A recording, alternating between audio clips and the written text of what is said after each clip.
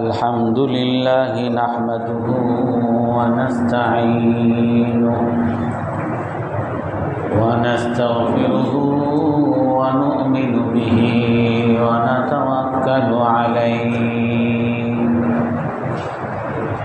ونعوذ بالله من شرور أنفسنا ومن سيئات أعمالنا من يهده الله فلا مضل له ومن يضلله فلا هادي له ونشهد أن لا إله إلا الله وحده لا شريك له ونشهد أن سيدنا ومولانا محمدا عبده ورسوله أرسله بالحق بشيرا ونذيرا بين يدي الساعة من يطع الله ورسوله فقد رشد واهتدى ومن يعصهما فقد ضل وغوى أما بعد فأعوذ بالله من الشيطان الرجيم بسم الله الرحمن الرحيم قل صدق الله فاتبعوا ملة إبراهيم حنيفا وما كان من المشركين إن أول بيت وضع للناس للذي ببكة مباركا وهدى للعالمين فيه آيات بينات مقام إبراهيم ومن دخله كان آمنا ولله على الناس حج البيت من استطاع إليه سبيلا ومن كفر فإن الله غني عن العالمين صدق الله العظيم وقال النبي صلى الله عليه وسلم إن الله قد كتب عليكم الحج فحجوا فقام أقرع ابن حابس وقال أكل عام يا رسول الله فسكت ثم قام وقال أكل عام يا رسول الله فقال النبي صلى الله عليه وسلم لا ولكن لو قلتها نعم لوجبت ولكن ما استطعتم ذروني ما تركتكم فإنما هلك من كان قبلكم بكثرة سؤالهم واختلافهم على أنبيائهم أو كما قال عليه الصلاة والسلام সম্মানিত মুসল্লিয়ানে কেরাম আজ আমরা ইসলামের অন্যতম স্তম্ভ হজ, সেই বিষয়ে আমরা আলোচনা করব। আমরা গত বেশ কয়েক সপ্তাহে ইসলামী শিক্ষা নিয়ে আলোচনা করেছিলাম। আমরা বলেছিলাম উইলিয়াম হান্টারের দ্য ইন্ডিয়ান মুসলিম 122 নম্বর পৃষ্ঠায় উনি লেখেন, বাংলাদেশে প্রায় 600 বছর যাবৎ সারা বাংলাদেশে 80,000-এর উপরে ইসলামী বিদ্যালয় বা মাদ্রাসা ছিল এবং এর জন্য বাংলাদেশের প্রায় 4 ভাগের 1 ভাগ জমি বরাদ্দ ছিল। কিন্তু 1777 বা 87 সন থেকে ব্রিটিশ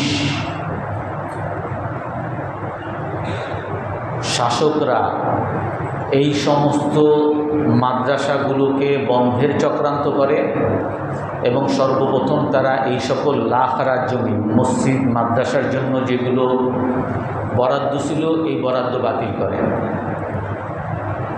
আর যার ফলে এই সকল মাদ্রাসাগুলো আর্থিক অভাবের কারণে একসময় বন্ধ হয়ে যেতে বাধ্য হয়।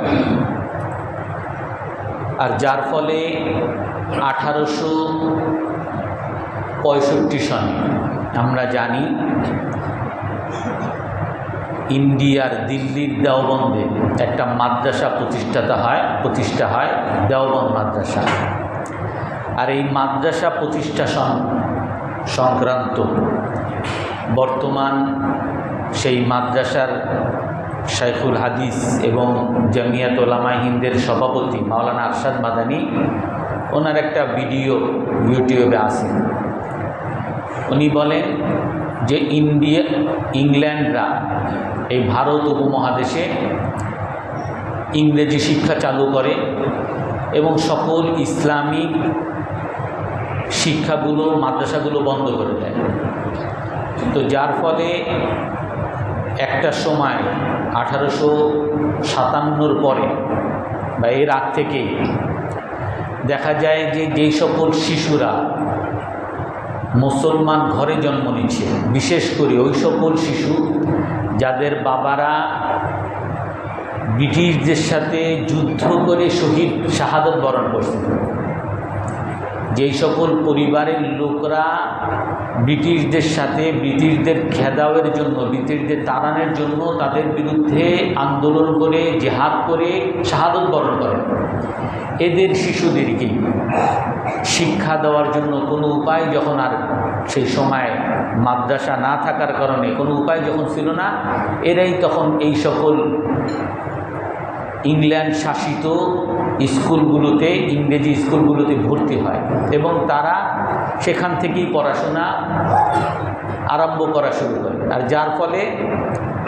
সেইখান থেকে যার বাবারা ইংল্যান্ডের বিরুদ্ধে ব্রিটিশদের বিরুদ্ধে জিহাদ করে শাহাদত বরণ করে, তাদের সন্তানরা এই সকল ব্রিটিশদের মন মানসিকতায় বড় হওয়া শুরু হয়েছে। যারা এই সকল ইংরেজ স্কুলগুলোতে পড়তো তাদেরকে পড়ানোই হইতো এটা, যে যারা ইংরেজদের বিরুদ্ধে কথা বলে এরা সবাই মৌলবাদী, এরা সবাই সন্ত্রাসী, এরা সবাই দেশদ্রোহী।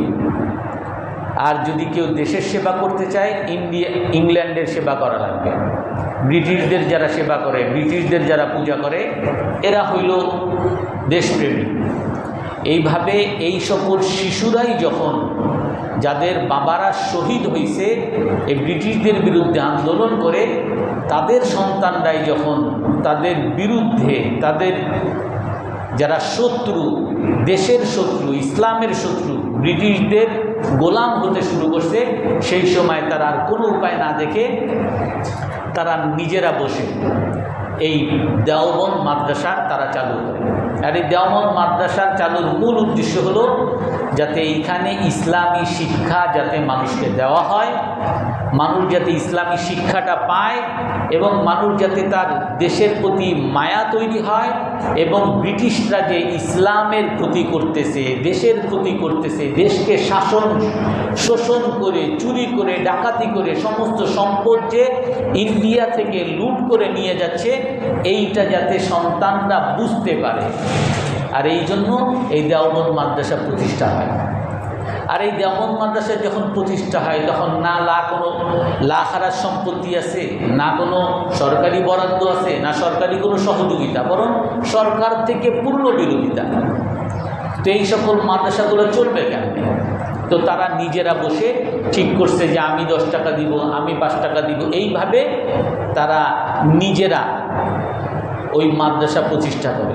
আর যারা সেই সময় এই কষ্টের মধ্যে কারা পড়তে আসবে, খাবে কোথায়, পড়বে কোথায়, বই পাবে কোথায়, এই সকল বইয়ের ব্যবস্থা, খাবারের ব্যবস্থা, থাকার ব্যবস্থা এই কিছু মানুষ মিলে করেছে।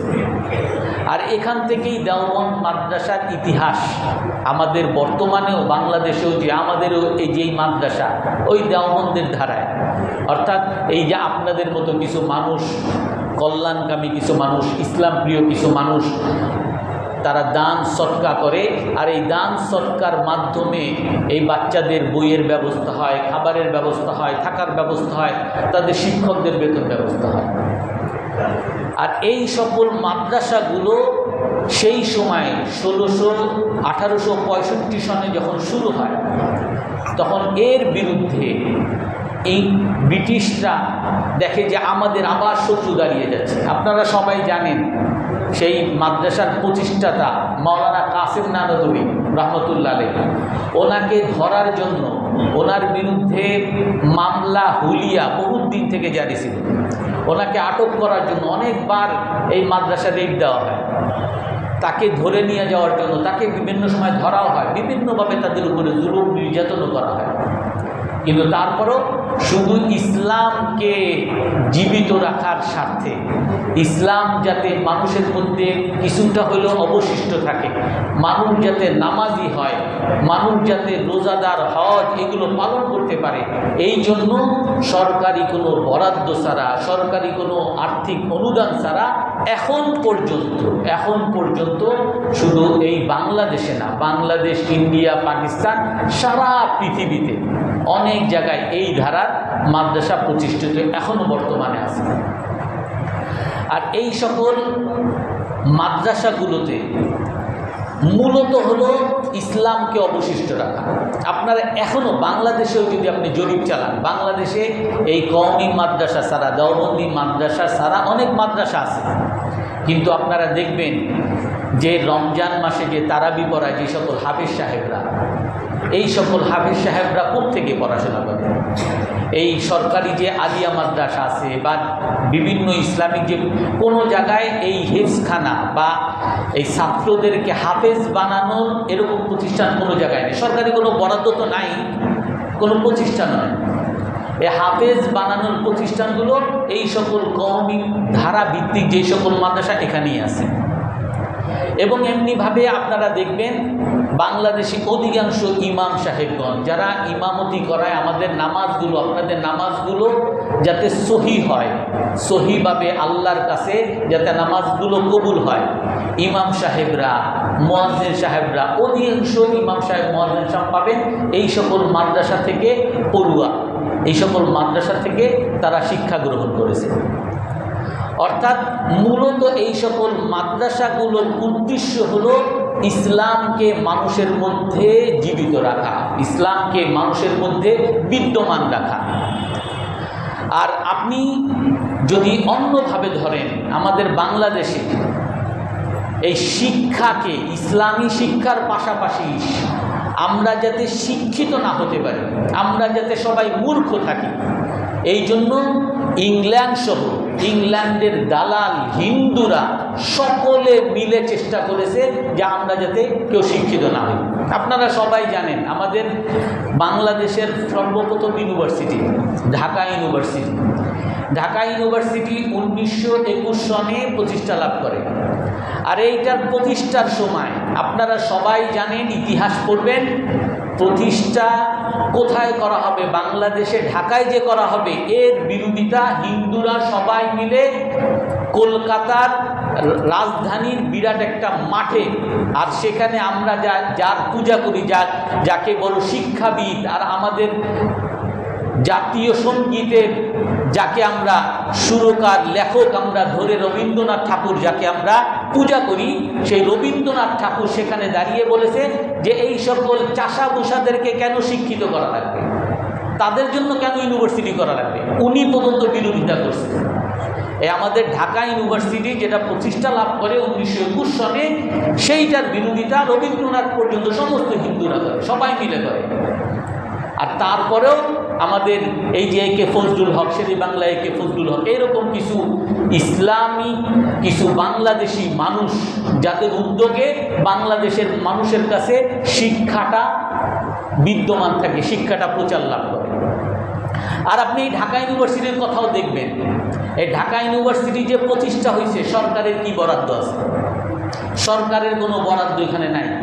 এখানকার যেই সকল জমিতে এই ঢাকা ইউনিভার্সিটি প্রতিষ্ঠিত হয়েছে, এই জমির অধিকাংশ জমি এখানকার নবাব যিনি ছিলেন, উনি এই ঢাকা ইউনিভার্সিটির জন্য ওয়াক্ফ করে দিয়েছেন।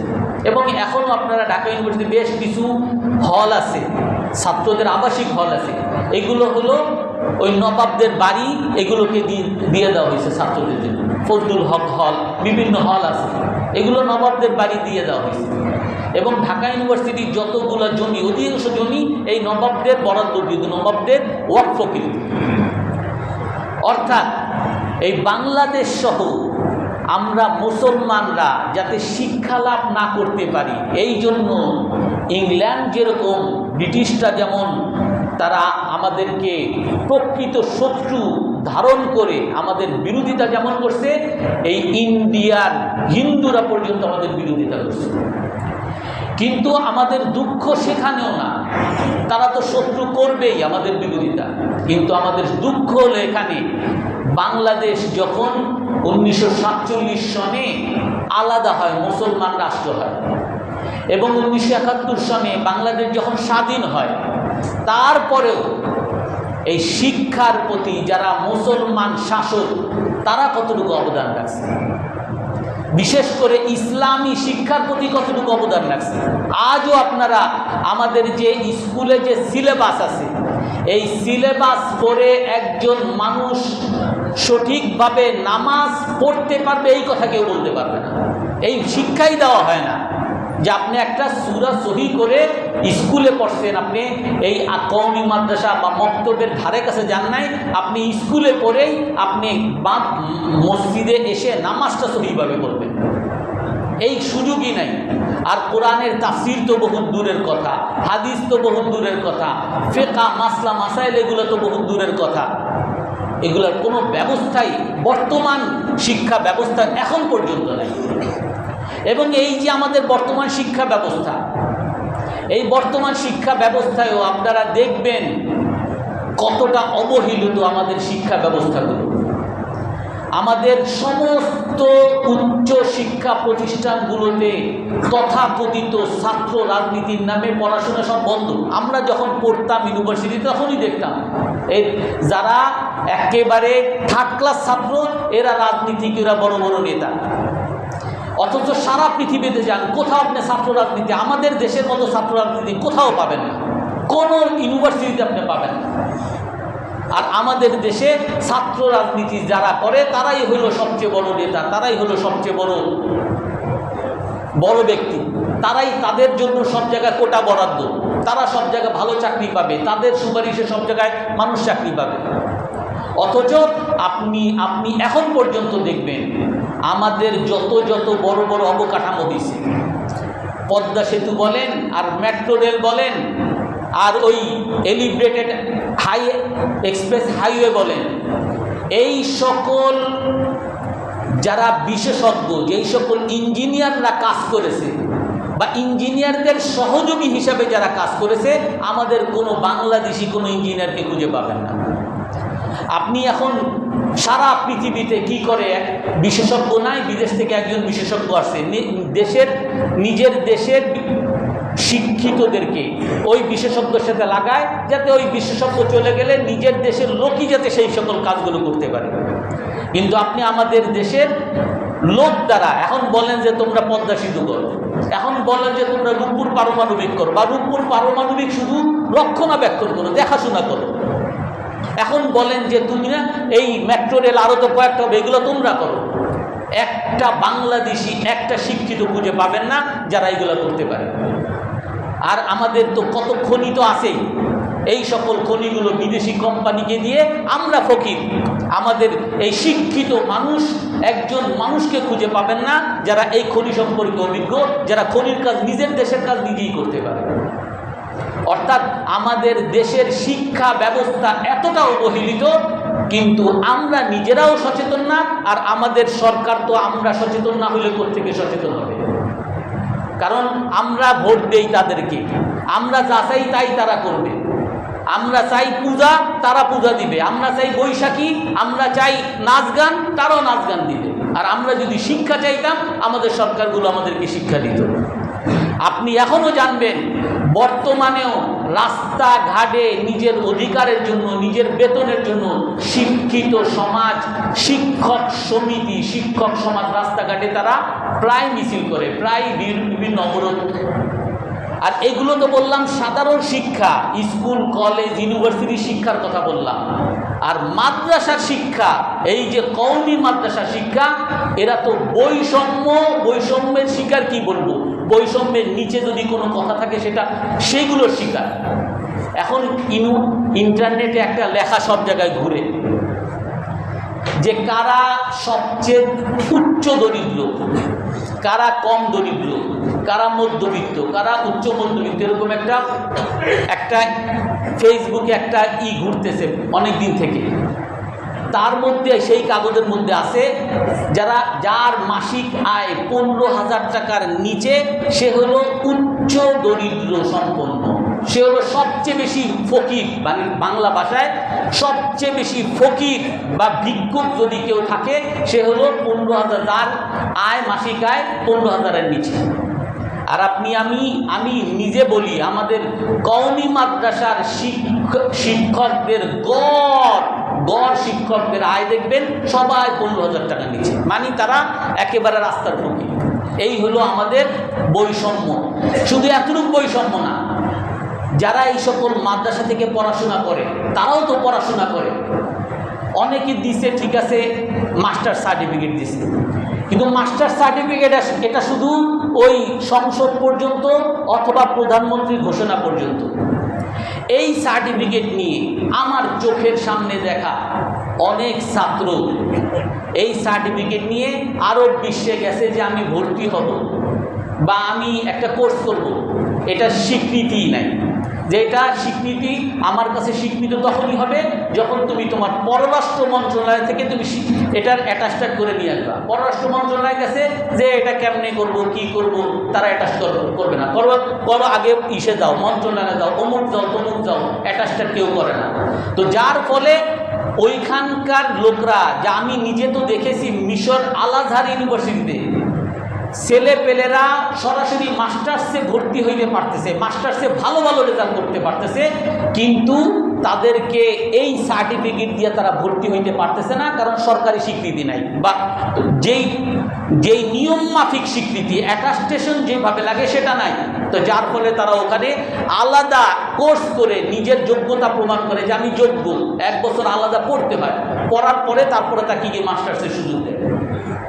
এবং আপনার আরব বিশ্বে, সৌদি আরবে যাবেন, আমার পরিচিত অনেক আছে, ভালো ভালো পজিশনে, ম্যানেজার লেভেলে, সিইও লেভেলে তারা চাকরি করবে, যোগ্যতা আছে, তারপর কথাবার্তা, তার লেখা, তার হিসাব নিকাশ সবই পারে, কিন্তু তোমার সার্টিফিকেট দাও।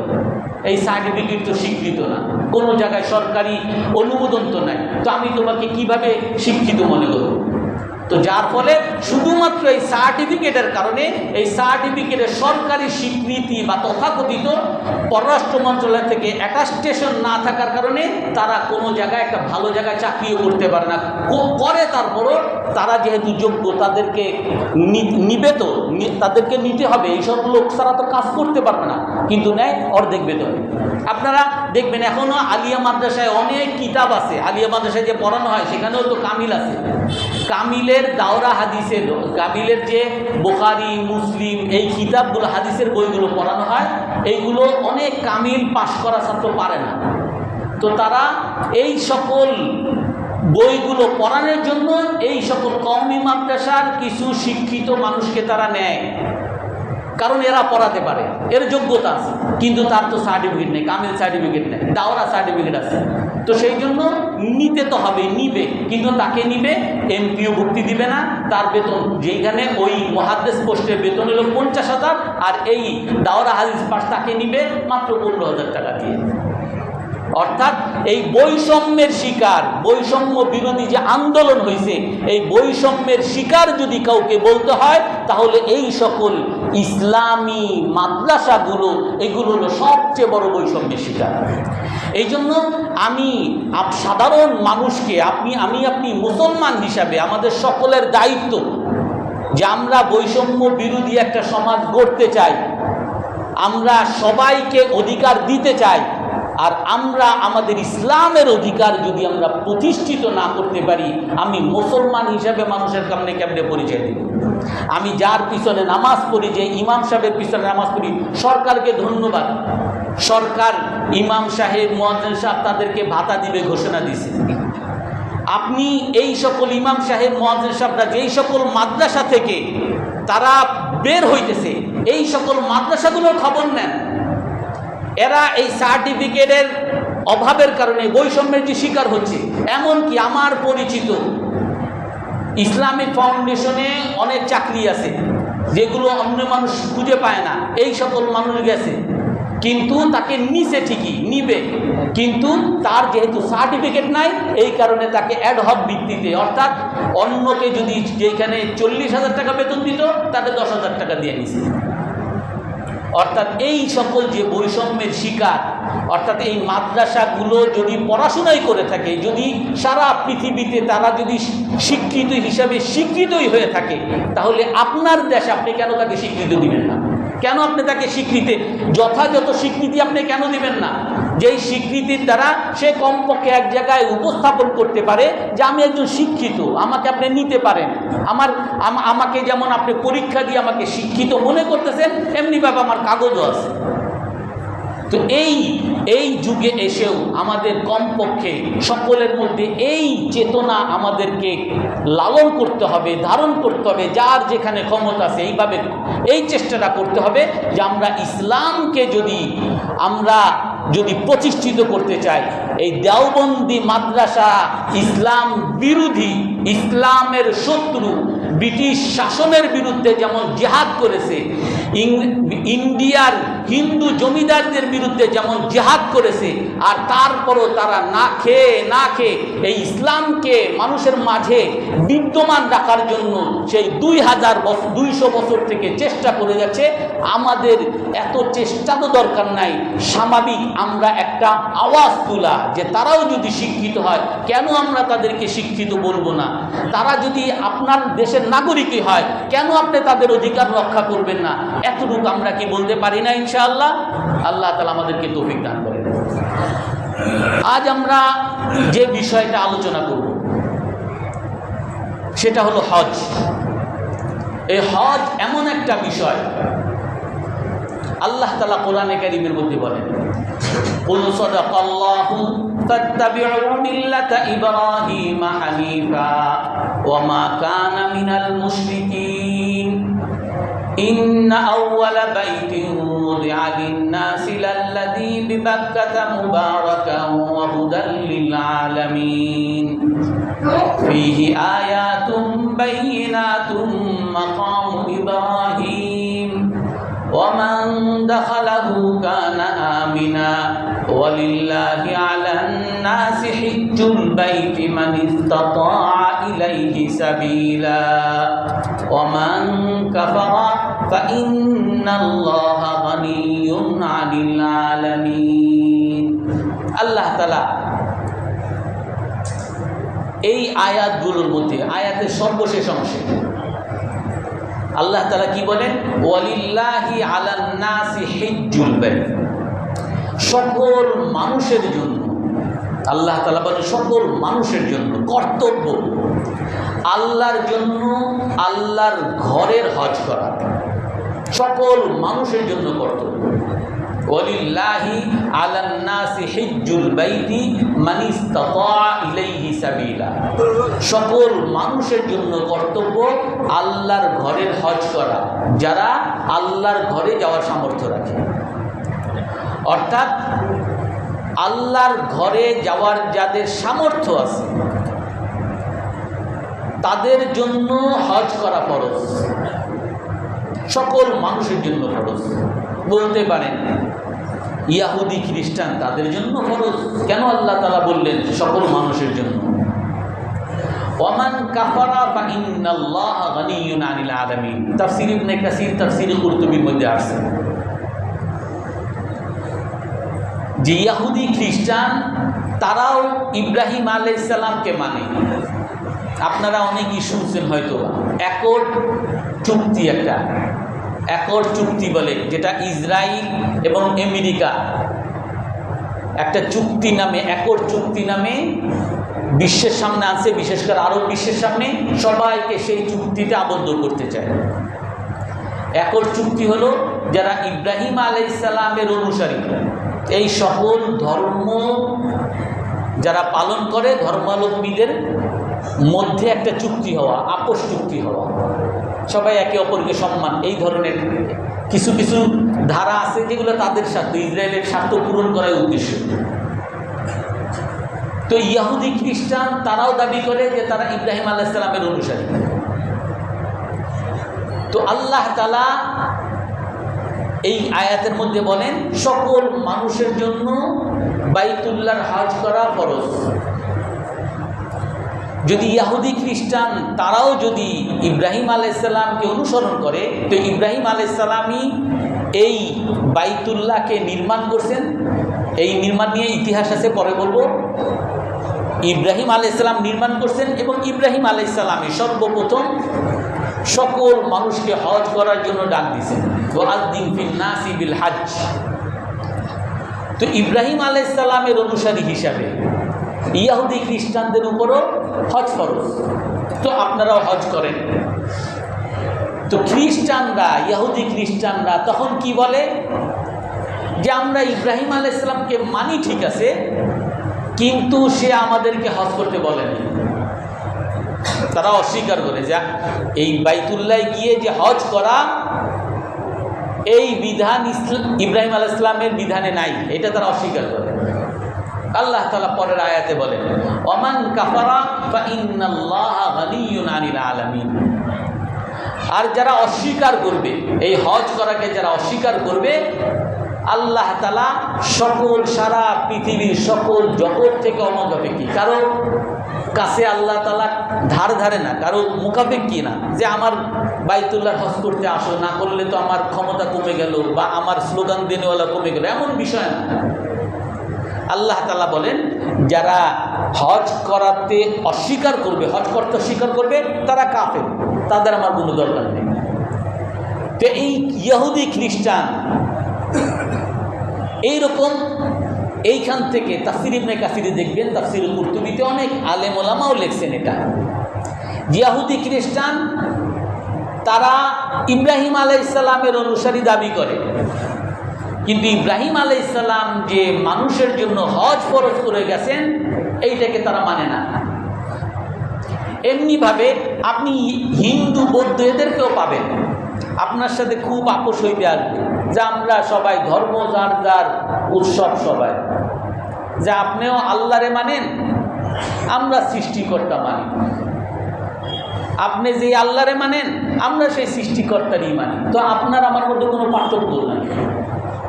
আসেন, আপনি আমার পূজায় আসেন, কিন্তু আপনি যখন তাকে বলবেন যে আমি আপনার পূজায় যাব, ভালো কথা, আপনি আমার গরু জবাইতেও আসেন, তখন বলবেন না এটা আমাদের নিষেধ। আপনি বলবেন ঠিক আছে, আপনি যেহেতু আমার আল্লাহকেও মানেন, তো আমার আল্লাহ বলছে কুল হুয়াল্লাহু আহাদ, আল্লাহর সাথে অন্য কাউকে অংশীদার করা যাবে না, তো আপনার মূর্তিকে ত্যাগ করেন।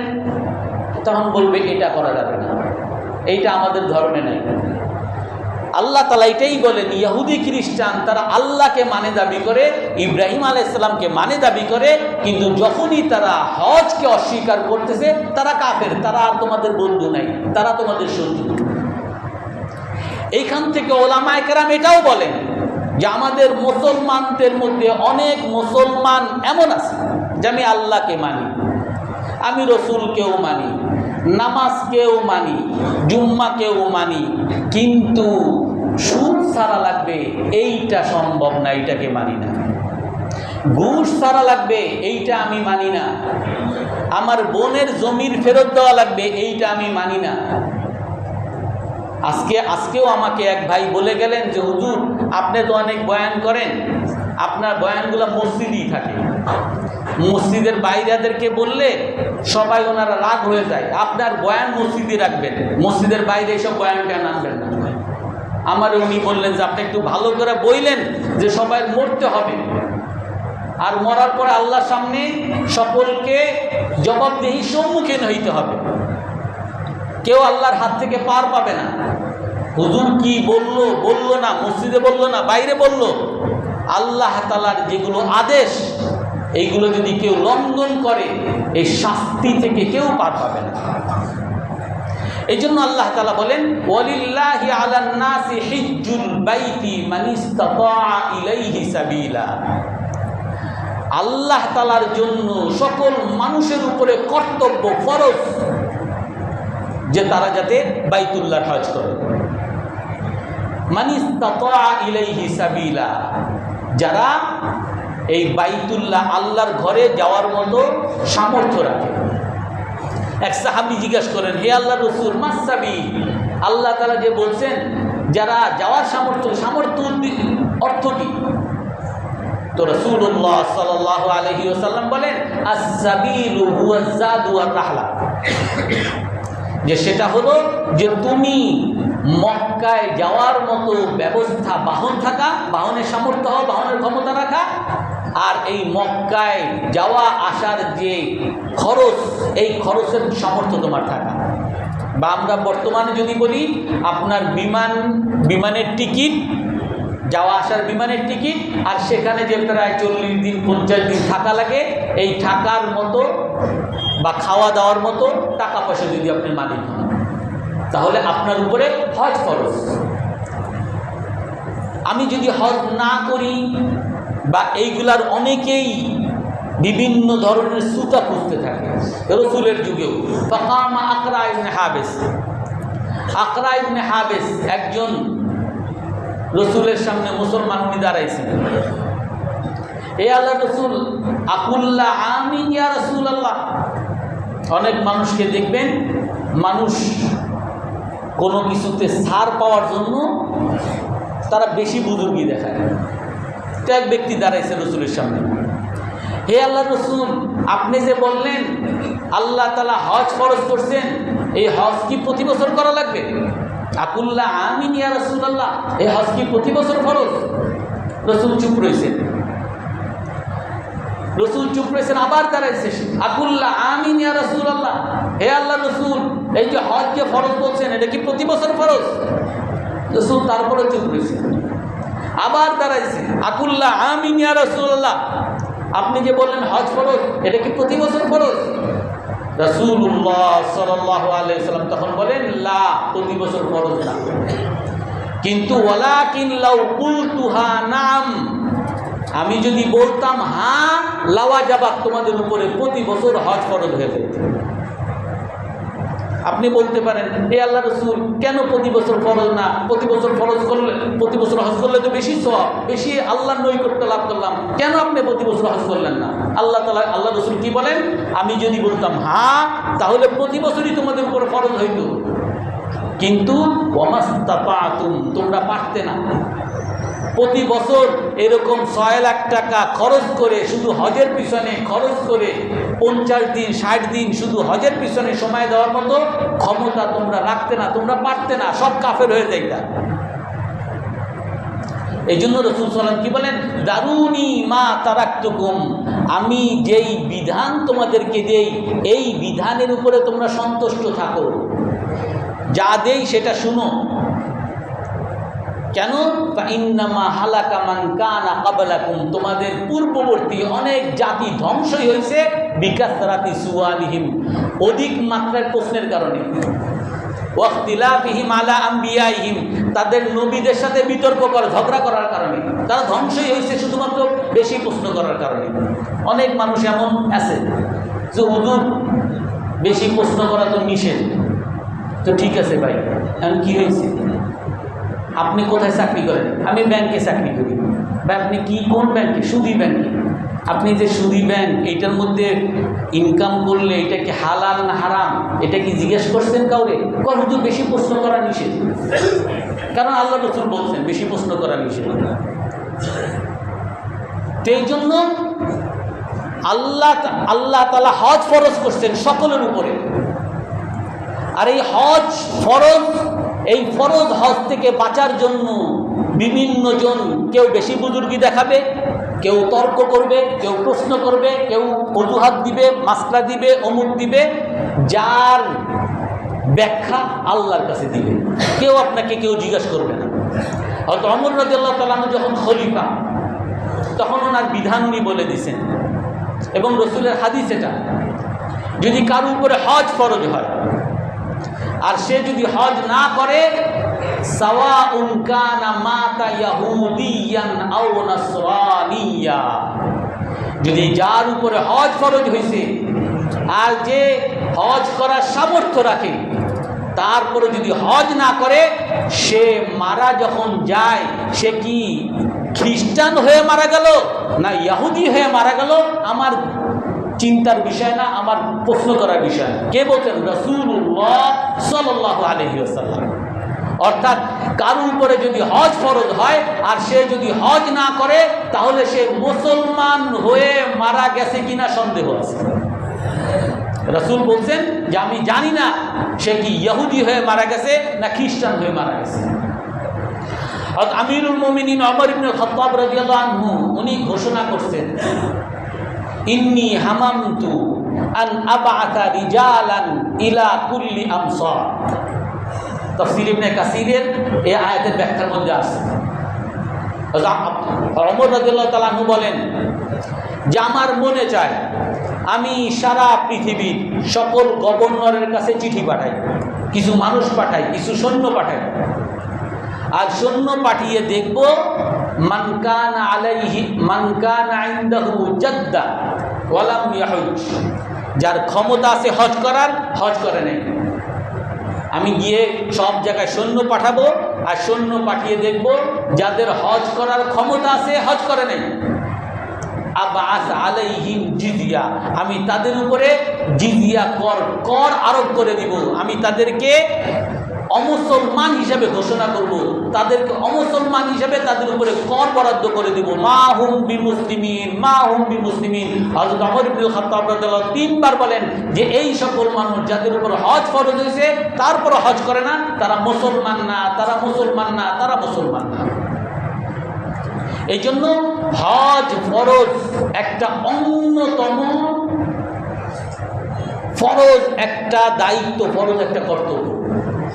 আমাদের দেশে অনেক ভ্রান্তি আছে, বিভ্রান্তি আছে যে হুজুর আমার তো হজ করার মতো টাকা আছে, সময়ও আছে, কিন্তু আমার তো বয়স হয়নি, আমি তো এখনো বুড়া হইনি, এখন হজ রাখতে পারবো না, এখন হজ করে আসবো, হজ করে হজ যদি না রাখতে পারি এই হজ করার তো কোনো মানি হয় না। যে ভাই আপনি যে এই ব্যাখ্যা দিতেছেন এই ব্যাখ্যা কই পাইছেন আপনি? না আমি নিজে মনে করে নিছি, আপনার নিজের মনেই থাকবে। যার উপরে হজ ফরজ, রাসূল সাল্লাল্লাহু আলাইহি ওয়াসাল্লাম হাদিসের মধ্যে বলছে মান কানা আলাইহি হাজ্জুন ফালইয়াতাআজ্জাল, যার উপরে হজ ফরজ হয় সে যাতে তাড়াহুড়া করে, তাড়াতাড়ি করে, কারণ সে জানে না, অন্য হাদিসের মধ্যে আছে ফাল আমিল কাবিল লা ইয়াদরি মা ইউরাদু লাহু, সে জানে না পরের বছর তার কি মৃত্যু আসে না কি আসে না, সে অসুস্থ হয়, সে কিচ্ছু জানে না। আপনার হজ ফরজ হয়ে গেছে, আপনি হজ করতেছেন না, করেন নাই, পরের বছর আপনি স্টপ করলেন, এই ফরজ হজ তো আপনার কাঁধে রয়েই যাবে, আপনি যদি মারাও যান এই ফরজ হজ আপনার কাঁধে রয়ে যাবে। এই জন্য যাদের উপরে, যাদের টাকা আছে, অর্থাৎ হজে যাওয়ার মতো সামর্থ্য আছে, আর একটা বিভ্রান্তি এই ক্ষেত্রে বলে দিই। কিছুদিন আগে আমার এক খালু, সে ওমরা করতে যাচ্ছে, ওমরা করে আসছে যে আমি হজ করে আসছি। হজ করলেন, এখন তো হজের সময় না, আমার উপরে তো হজ ফরজ ছিল, টাকা পয়সা ছিল, করতে পারি নাই, আর হজে তো অনেক টাকা লাগে, এই জন্য ওমরা করে আসছে। খালু, আপনার কে বলছে যে ওমরা করলে আপনার হজের ফরজটা আদায় হয়ে যাবে? না করলাম কি, আমারে বলছে, অমুক বলছে, তমুক বলছে। যার উপর হজ ফরজ সে ওমরা করার দ্বারা কখনো আদায় হবে না। যার হজে যাওয়ার মতো সামর্থ্য আছে তাকে অবশ্যই অবশ্যই হজ করতে হবে। সে যদি হজ না করে তাহলে কবিরা গুনাহ হবে। আর এই হজ এটা আল্লাহ তাআলার তৌফিকের বিষয়। সর্বশেষ কথা বলে শেষ করি, আল্লাহ তাআলার তৌফিকের বিষয়। যখন ইব্রাহিম আলাইহিস সালাম বাইতুল্লাহ নির্মাণ করেন, ওই সময় কোরআনের আয়াত আছে, আদ-দিন ফিন নাসি বিল হজ, আপনি মানুষের ঘোষণা দেন যে তোমাদের উপর হজ ফরজ। তাফসির ইবনে কাসিরের মধ্যে আসছে, তাফসিরুল কুরতুবী, সমস্ত তাফসির, মুস্তাদরাক হাকিম, কুরতুবী, অনেক কিতাবের মধ্যে আসছে। অর্থাৎ ইব্রাহিম আলাইহিস সালাম ঘোষণা দিয়েছেন, ইন্নাল্লাহা কাদ কাতাবা আলাইকুমুল হজ, হে মানব সকল, তোমাদের উপর আল্লাহ হজ ফরজ করেছেন, তোমরা হজ করতে আসো। ইব্রাহিম আলাইহিস সালাম বলেন, হে আল্লাহ, আপনি তো আমারে ঘোষণা দিতে বলছেন, ঘোষণা দিতেছি, কিন্তু কাইফা উবাল্লিগু সাউতি, আমার এই আওয়াজ আমি সারা পৃথিবীর মানুষের কাছে কেমনে পৌঁছাবো? ওয়া সাউতি লা ইয়ানফাযুহুম, সকলের কাছে তো পৌঁছবে না। আল্লাহ তাআলা বলেন, নাদি ফিন নাস ওয়া আলাইনাল বালাগ, তোমাকে বলছি ঘোষণা দিতে, পৌঁছানোর দায়িত্ব আমার। এই তাফসীরের মধ্যে আসছে, এই হাদিসের মধ্যে আসছে যে ইব্রাহিম আলাইহিস সালাম সেই দিন যে হজের ডাক দিছেন, হজের ঘোষণা দিছেন, কিয়ামত পর্যন্ত যত মানুষ মায়ের পেটের মধ্যে, যত মানুষ বাবার স্পার্মের মধ্যে, যত মানুষ আখিরাতে আলমে বরজখে, কিয়ামত পর্যন্ত যত মানুষ সেই দিন ইব্রাহিম আলাইহিস সালামের সেই ডাকের সাড়া দিছেন, লাব্বাইকা বলছেন, সেই দিন আল্লাহ তাআলা তাদেরকে হজ করার তৌফিক দিবেন। এই জন্য কেউ যদি হজ করার মতো তৌফিক পান, উনি মনে করে নেবেন আমি সেই ইব্রাহিম আলাইহিস সালামের ডাকের সাড়া দিয়েছিলাম, লাব্বাইক আল্লাহুম্মা লাব্বাইক, সেই সময় আমি বলেছিলাম। এই জন্য আমাদের সকলের হজ করার নিয়ত আছে তো ইনশাআল্লাহ? আমরা সকলে হজ করবো তো ইনশাআল্লাহ? আল্লাহ তাআলা আমাদের সকলকে তৌফিক দান করেন।